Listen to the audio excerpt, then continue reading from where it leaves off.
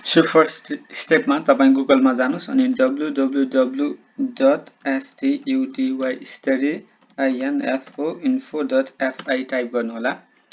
यो चाहिँ फिनल्यान्डको लागि स्टुडेन्टहरुले इन्टरनेशनल स्टुडेन्टहरुले अप्लाई गर्ने चाहिँ अफिसियल वेबसाइट हो। तपाईले चाहिँ सेल्फ अप्लाई गर्न सक्नुहुनेछ, कन्सल्टेन्सी बिना नि अप्लाई गर्न सक्नुहुनेछ यसको लागि चाहिँ। सो यो पेज फिनिश ल्याङ्ग्वेजमा हुन सक्छ, राइट क्लिक गरेर इंग्लिशमा चेन्ज गर्नु होला। अनि तपाईको पेज ओपन हुने बित्तिकै तपाईले यहाँ देख्न सक्नुहुनेछ fill out the application form for the university autumn season 2022 joint application. फिनल्यान्डमा चाहिँ दुईटा एप्लिकेसन हुन्छ, एउटा सेपरेट एप्लिकेसन जुनमा चाहिँ तपाईले एउटा मात्रै युनिभर्सिटी अप्लाई गर्न सक्नुहुनेछ र जोइन्ट एप्लिकेसनमा चाहिँ दुई तीनटा कोर्सहरु 6वटा सम्म कोर्सहरु चुज गरेर अप्लाई गर्न सक्नुहुनेछ। सो अब यसको चाहिँ डेडलाइन हेर्नु है त, तपाईले हतार गरिहाल्नु होला, आजै अप्लाई गरिहाल्नु, भिडियो मैले हेर्दा हेर्दै अप्लाई गर्नु हैन। सेप्टेम्बर 14 चाहिँ लास्ट डेट रहेको छ यसको एप्लिकेसनहरु सबमिट गर्ने। सो तपाईले के गर्नु पर्यो, यो एप्लिकेसन फर्ममा भन्दा नि पहिला हामीले युनिभर्सिटी चाहिँ सिलेक्ट गर्नुपर्छ। सो यहाँ तल दिएको छ see the educational offer of the autumn joint application भनेर यसमा क्लिक गर्नु होला। यहाँ चाहिँ तपाईको युनिभर्सिटीको लिस्टहरु आउनेछ, कुन कुनमा अब कुन एरियामा पढ्ने, कुन सिटीमा पढ्ने, कुन कोर्स पढ्ने यहाँ चाहिँ सिलेक्ट गर्न सक्नुहुनेछ तपाईले। सो तपाईले यहाँ देख्न सक्नुहुनेछ यहाँ कतिवटा कोर्सहरु आएको छ। अब यहाँ हामी चाहिँ जस्तो लेभलहरु सिलेक्ट गरौँ है त।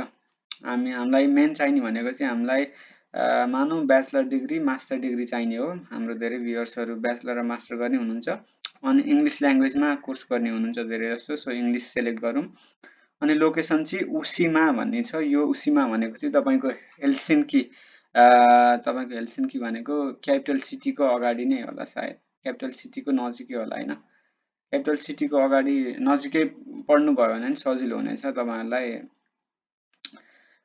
के भन्छ कामहरु पाउनको लागि अनि ओभरअल स्टे राम्रो सजिलो हुनेछ, त्यही नै हो। अब एएमके अप्पर एएमके भनेर सिलेक्ट गरौँ दुईटा कोर्सहरु। I really don't know what is that mean but you have to select that one है। हाइगर एजुकेसनमा चाहिँ अप्पर एएमके भनेको लाइक अप्पर भनेको चाहिँ आफ्टर +2 ब्याचलर र मास्टर लेभल होला सायद, if I am not wrong. अब हेर्नु है त तपाईहरुको यहाँ छ मास्टर अफ बिजनेस एडमिनिस्ट्रेसन को कोर्स छ, इलेक्ट्रिकल इन्जिनियर को कोर्स रहेको छ मास्टरको लागि हैन। Master modern software and computing solution छ, डिजाइनरहरुको छ, बिजनेस म्यानेजमेन्टको लागि छ, टुरिज्मको लागि छ, डाटा प्रोसेसिङको लागि छ, मास्टर अफ इन्जिनियरिङ छ, मास्टर अफ बिजनेस एडमिनिस्ट्रेसन छ, मास्टर अफ बिजनेस एडमिनिस्ट्रेसन। एकजनाले नर्सिङको लागि आउने भनेर कमेन्ट गर्नुभएको थियो। अब बहिनी भनौं कि दिदी भनौं हैन, ब्याचलरको लागि भनेपछि बहिनी भनौं। सो उहाँको लागि चाहिँ यो युनिभर्सिटी राम्रो हुनेछ। Bachelor of health care nursing राम्रो छ यो कोर्स। मास्टर अफ हस्पिटालिटी पनि रहेछ, मैले पढेको कोर्सहरु पनि रहेछ हैन। त तपाईहरुले चाहिँ यसमा ल फर एक्जाम्पल एउटा कोर्स सिलेक्ट गरौँ है त। म चाहिँ कुन कोर्स सिलेक्ट गर्छु भने चाहिँ मेरो भ्युअर्सहरु धेरै ब्याचलर गर्न चाहनुहुनेछ, जो त्यसको कारणले म चाहिँ ब्याचलर सिलेक्ट गर्छु है, bachelor of business administration. Let's go for this. तपाईको चाहिँ आफ्नो फिल्ड अनुसार तपाईले चाहिँ यहाँ मैले यहाँ दिएको युनिभर्सिटी चाहिँ सिलेक्ट गर्न सक्नुहुनेछ। तपाईले मैले सो गरेकै चाहिँ सिलेक्ट गर्नु पर्दैन, तपाईलाई जस्ट मैले यो चाहिँ देखाउनको लागि चाहिँ यो युनिभर्सिटी र यो कोर्स सिलेक्ट गरेको छु है। तपाईको यहाँ खुल्यो bachelor of business administration BBA business information technology है। यो कोर्स चाहिँ कहाँ रहेको छ, डिग्री टाइटल्स हेर्नुस्, एजुकेसन टाइप हेर्नुस्, लेभल अफ एजुकेसन यो चाहिँ +2 पास गरेको हुनुपर्छ भने होला, I don't know. Description of the education तपाईले पढ्न सक्नुहुनेछ। BBA information offers core competency in information technology blah blah blah. Get to know the अफरहरु चाहिँ के कस्तो छ। यो कोर्स चाहिँ इंग्लिशको कोर्स हो जहाँसम्म लाग्छ मलाई। Language touch in English, yes इंग्लिशमा सिलेक्ट गरेका छौं हामीले अलरेडी नै।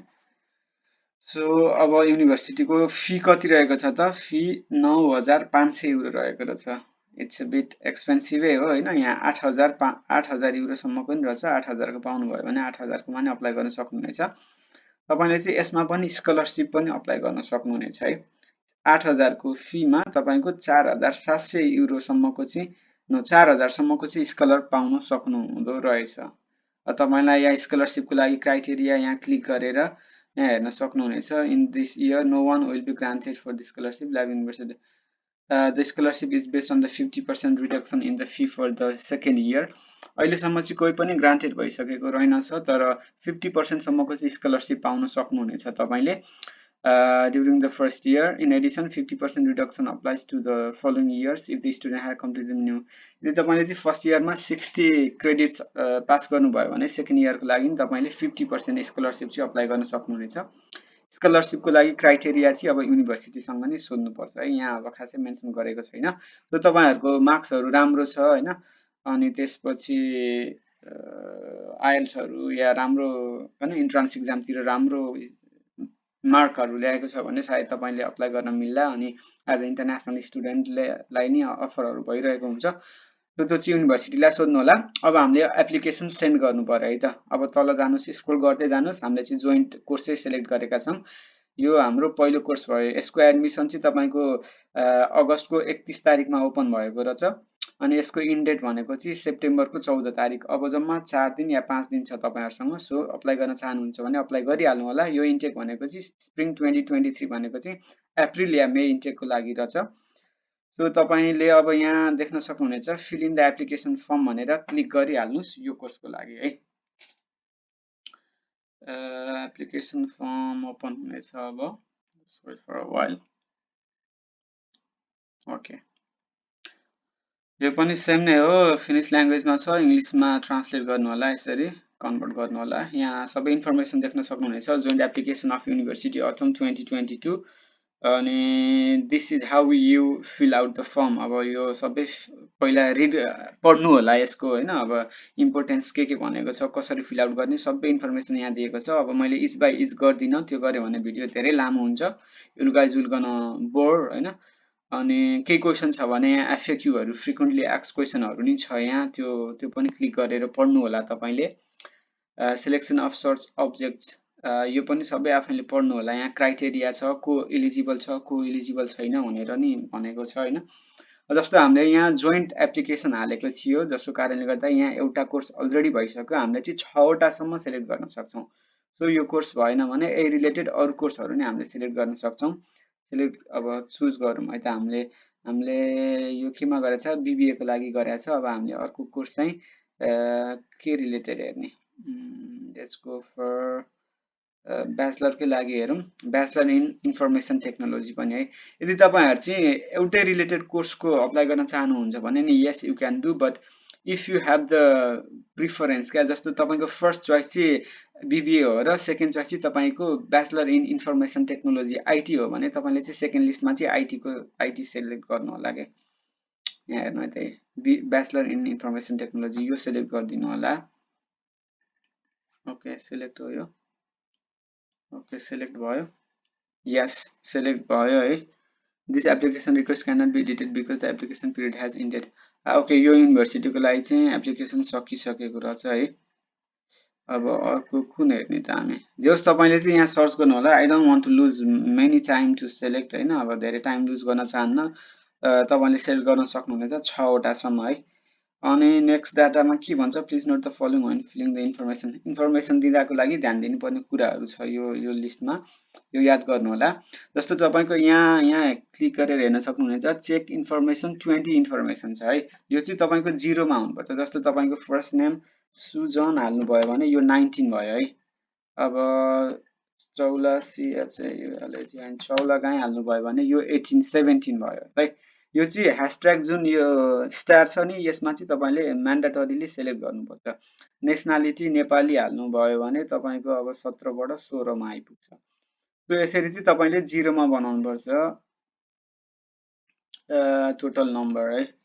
यो त्यसपछि तपाईको यो अरु के छ, Nepal you have finish nationality छैन, नो भन्नु होला। सोशल सेक्युरिटी नम्बर, नेपालको पासपोर्ट नम्बरहरु माग्ने छ। यदि तपाईले यहाँ नो गर्नु भयो भने तपाईको पासपोर्ट नम्बरहरु हाल्नु पर्ने हुन्छ। Gender, passport number, national ID number भनेको चाहिँ तपाईको केमा भएको, सिटिजनशिपमा भएको नम्बर हाल्नु। इमेल एकदम करेक्ट हाल्नु होला, किनकि तपाईको एप्लिकेसनहरु एक्सेप्ट भयो कि भएन, अब भोलिको लागि इन्ट्रान्स एक्जामको लागि सोध्ने हैन, फर्दर प्रोसेसको लागि तपाईलाई सबै डिटेल्स चाहिँ इमेलबाट आउनेछ। तपाईले इमेल चाहिँ एकदम करेक्टली हाल्नु होला। यो सबै इन्फर्मेसन भरिसकेपछि चाहिँ तपाईले हैन, यो सबै इन्फर्मेसन भरेपछि यहाँ लास्टमा सबै इन्फर्मेसन सिलेक्ट गरिसकेपछि I don't want to lose time है ब्रदर एन्ड सिस्टर, तपाईँहरूले चाहिँ राम्रोसँग पढेर यो सबै फर्म चाहिँ कम्प्लिट गर्नु होला। अनि सबै इन्फर्मेसन हालिसकेपछि चाहिँ यहाँ चाहिँ सेन्ड योर एप्लिकेसन भनेर यो ओपन हुन्छ क्या। अहिले यो सेन्ड योर एप्लिकेसनमा म क्लिक गर्न सक्दिनँ किनकि अहिले यहाँ 19वटा इन्फर्मेसन स्टिल मैले भरेकै छैन है। यो भरिसकेपछि चाहिँ यो एप्लिकेसन सेन्ड गर्नको लागि रेडी हुनेछ। सो यही नै हो, सबसे इजिएस्ट वे छ। तपाईँले कन्सल्टेन्सीबाट गर्नुभयो भने यही प्रोसेस हो, कन्सल्टेन्सीहरूले गरे नि तपाईँले आफैले नि गर्न सक्नुहुनेछ। सो त्यही भन्दै आजको भिडियोलाई अन्त्य गर्न चाहन्छु। केही क्वेसन छ भने मलाई कमेन्टमा लेख्नु होला गाइज, एन्ड गुड लक भन्न चाहन्छु। जति सक्दो चाँडो अप्लाई गर्नु होला, तपाईँसँग 4 दिन मात्रै बाँकी रहेको छ फिनल्यान्डको लागि अप्लाई गर्नको लागि।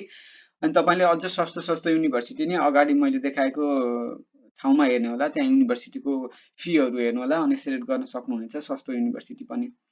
So thank you so much, see you on next video, ciao, बिजु बिजु।